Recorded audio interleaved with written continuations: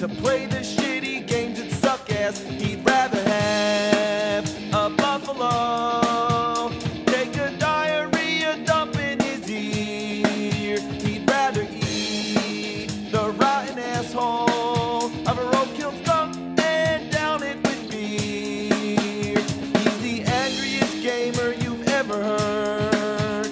He's the angry Nintendo nerd. He's the angry Atari Sega nerd. He's the angry video game nerd.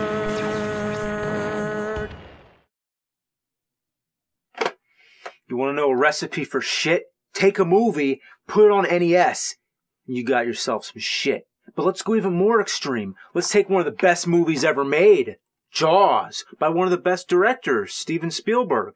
And then, let's give it to the game company that has made more fucking shitty games than anybody else. You see that little rainbow right there? LJN. Now we're talking shit. Ah, LJN. What we're dealing with here is a shitty game-making machine. It's really a miracle of electronic evolution. All this machine does is joke and cheat and make shitty games, and that's all. What the hell? I hit something? What did I hit? Oh, nothing. That's what it was. I hit nothing. That's what happens. You're sailing around, and then you get stopped at pure random, and you have to abandon your ship and fight jellyfish and stingrays. I guess they had to come up with some sort of idea of other sea creatures you can fight besides just Jaws. But that's all they could come up with? Yeah, just get some enemies that go vertical and some that go horizontal, and you're all covered. There's no room to explore. You can go down till you touch the bottom, and that's it. You might as well be trapped in a fishbowl. All you're doing here is killing time until the game decides you can go back to the boat. Then you can sail around again until you hit something else. It's sort of like RPG style, where you run into battles at random. But here, it's always the same undersea scenario. Nothing changes. Just fighting jellyfish, stingrays, and occasionally a baby shark. Uh-oh, here comes a fin. Could that be... Bam! Yep, you've hit Jaws. It's funny how the shark's name has become known as Jaws, even though nobody ever called it that in the movie. Well, at first, you're thinking, how could this be Jaws already? I mean, it's so early in the game. But yes, this is it. This is Jaws. You've only been playing the game for maybe 5 minutes, and you're already fighting the final boss. Seems like a short game, but there's one catch. Jaws' power meter goes down slower than the hairs grow on a moose's scrotum. You can attack him all you want, but as soon as the game decides to bring you back to the surface, Jaws' energy is fully restored. The only way to beat him is to level up your power so that you can inflict damage faster. You get power when you reach one of 2 harbors located on opposite sides of the screen. But these harbors don't give out power for free, you gotta pay. The general accepted form of currency in this square mile patch of secluded water in the middle of God fucking knows where is shells. Yep, shells. They like their shells a lot. Once you get enough shells, you trade them in at the harbor for another power level. You can't go to the same harbor twice in a row, you gotta keep going back and forth. That's the only thing that keeps the game going longer. The whole thing is just powering up so you can fight Jaws. That's all there is to the game. What a waste of time. Isn't that the point of video games? To waste time? Well, the entertainment you'd get from this fuck heap is more shallow than a puppy dog's piss puddle. You'd have a more stimulating time separating a pile of whoppers from rabbit duties. To make things even more tedious, every 2 seconds you hit something and have to go back underwater. To a certain extent, this is helpful because you need to collect shells, but it happens way too often. I didn't even move the length of a gnat's dick. The underwater scenes are extremely easy, but sooner or later, you're gonna die just because your attention span's fading. It preys on your boredom. Also, if you let a shell fall to the bottom, you'd better be careful. Oh, man! These jellyfish are coming up from hell. And it's a long way from hell for them to not make their mark, so you better watch it. It's best to avoid the ocean floor, as tempting as it may be. Oh, whoa! They lure you down there with bonus items like crabs and starfish. But no, you gotta tell that ocean floor to go fuck itself. I don't want your starfish and crabs, asshole. It's easier to rack up shells during the bonus stages, which also occur at complete random. So we're throwing bombs on jellyfish. Seriously? You can get a submarine, which always seems to happen as a surprise. It's one of those tiny orange submarines. Yeah, you know the kind that are smaller than people and have an unlimited supply of torpedoes? As soon as you're ready, you fight Jaws. If you stay on the top of the water, Jaws can't hurt you, but you can't hit him either. It may be a glitch. I wouldn't be surprised. After you drain Jaws' energy, there's still one last part of the game, where you have to stab Jaws with the tip of the boat. It's like the fourth movie, Jaws the Revenge. You have to wait for him to be at the right spot. It seems like something that just happens out of pure luck. Smile, you son of a... And that's all there is to this game. We're gonna need a bigger ass to shit out this fucking turd.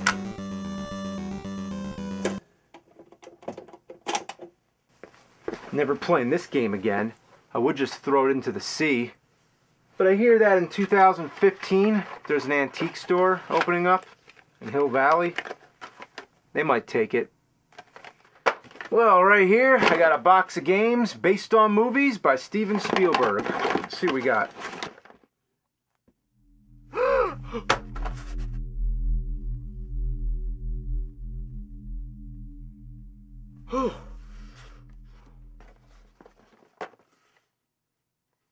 Looky, looky, I got hooky. Yeah, they made a game of Hook. You may or may not like the movie, but you probably wouldn't say it's one of Spielberg's best. In a fair world, that might balance out and mean the game is half decent. But no, life isn't fair. Isn't that fun, trying to read text with a fairy flying in the way? Get the fuck out of the way, Tinkerbell! All I can read is, by collecting food, Thudbutt has explosive results. What? Is that supposed to be Robin Williams? Yeah, it looks as much like Robin Williams as a woolly mammoth looks like 3 leprechauns carving the solar system into a northern red oak tree. His sword looks like a paintbrush that he's holding by the bristles. Couldn't they give you a longer sword? What are these? They look like logs of shit. Yeah, shit. It's getting old, I know. Well, maybe we'll just say they look like soggy granola bars that are soggy because they've been thrown in a toilet bowl next to a log of shit. The goal is to collect different kinds of fruit or shoot basketballs into hoops or do other stupid things. If you make it to the end of the stage without doing these things, then you fucked up and you gotta go back and do it all over. Whenever you touch these leaves, they always take you somewhere you don't want to go, and you don't have the option to jump off. Why does Peter Pan's feet get stuck to the leaves? It's amazing how many games in the NES library tried to be side-scrollers and failed. The weapon is puny, the controls suck, and it's nothing like the movie. It's a miserable experience that assaults your eyes and ears with horrible graphics and music. What about your nose? If it was possible, I'm sure the game cartridge would come with an air duct that pervades the room with the rancid odor of a skunk that's dyed up a horse's ass. Ugh, you know what kind of games I like? Good ones?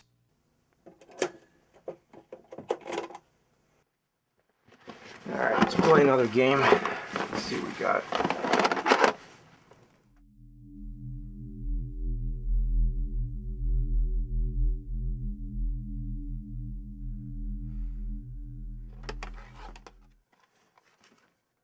Super Schindler's List 3D? Nah, just kidding. It's Jurassic Park. Hold on to your butts. Well, the graphics aren't bad. The dinosaurs on the menu screen, on the continue screen, and in the game all look good.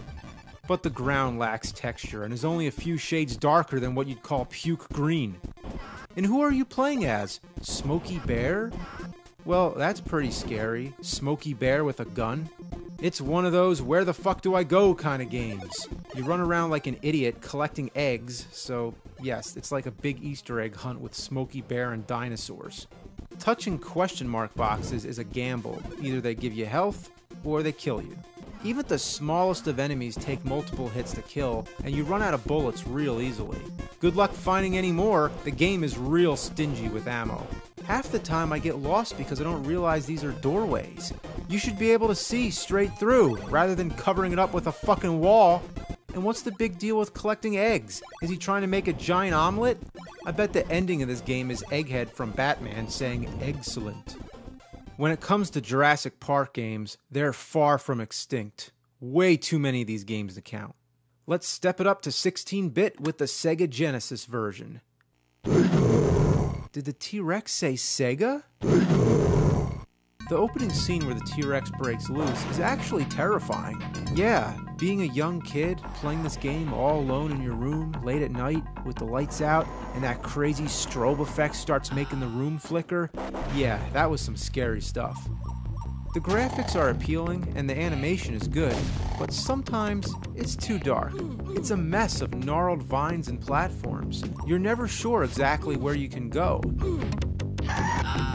You have the option of playing as either Alan Grant or the Velociraptor.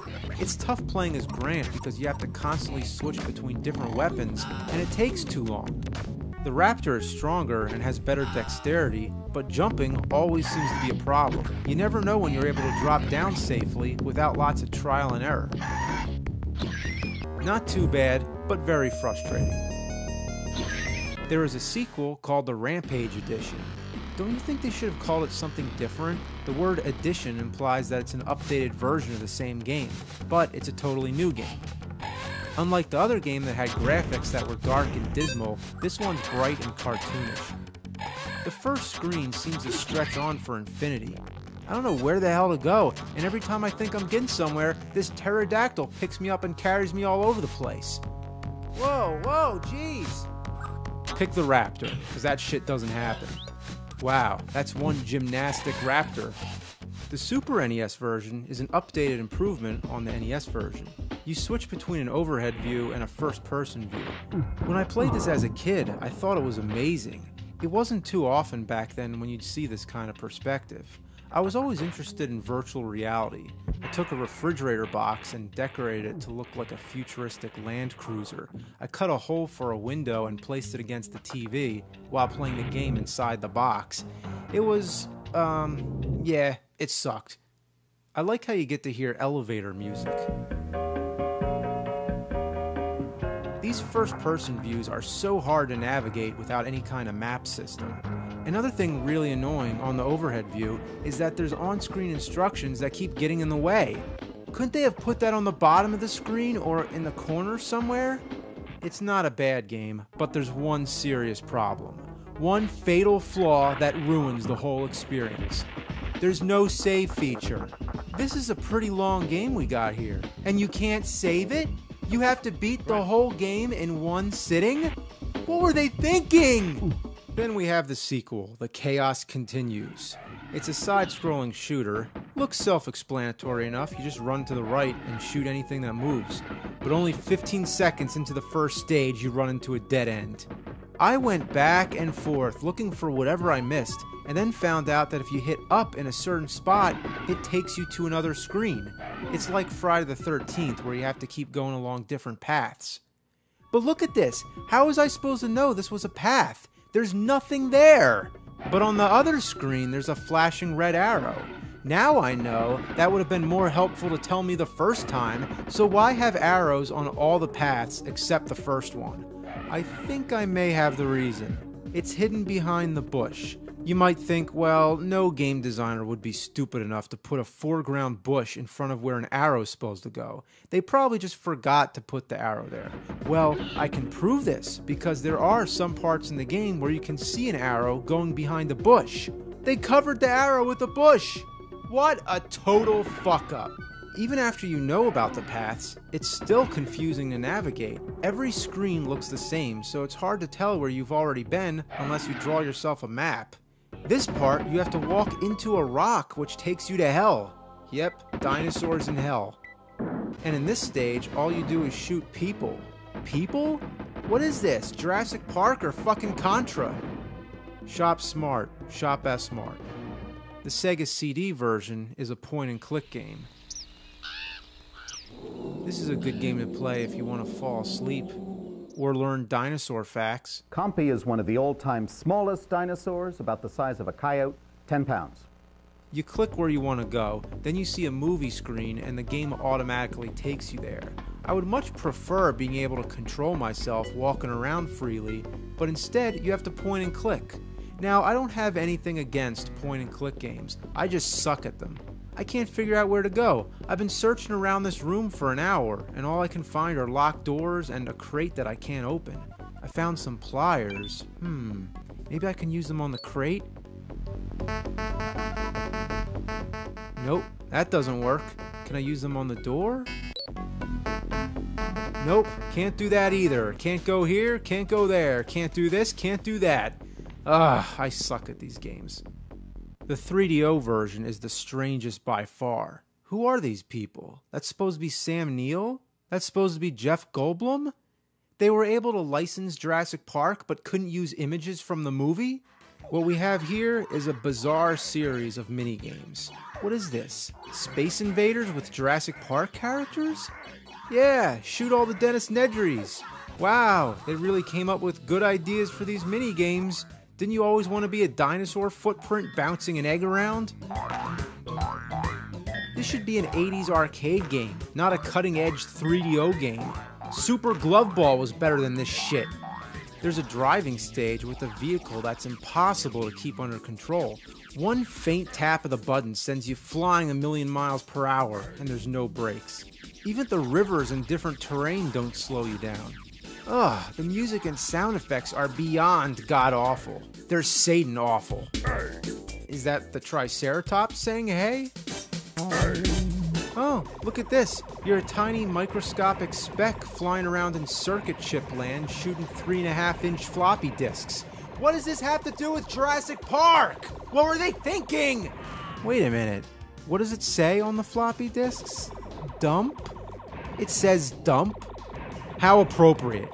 This game is a bunch of anal dump. Sadly, the best part is sort of a rail shooter where you're zapping Dilophosaurs with lasers. There's also a first-person stage where you're running around like a rat in a maze from cardboard cutout raptors.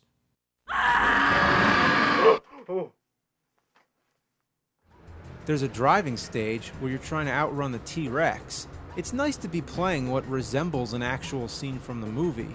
But who's driving the car? I don't see any hands. Are you a ghost? Why would a T-Rex be chasing a ghost? There'd be no meat to eat.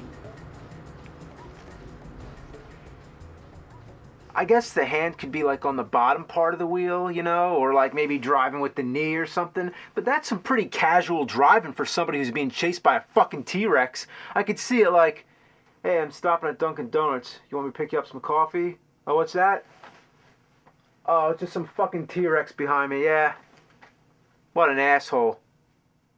By the way, remember the pirates in the movie? How about a tutu-wearing pink angel-winged... What the fuck? Jurassic Park on 3DO is a complete mockery, man. Does it suck? You bet Jurassic sucks. In the words of Ian Malcolm, that is one big pile of shit.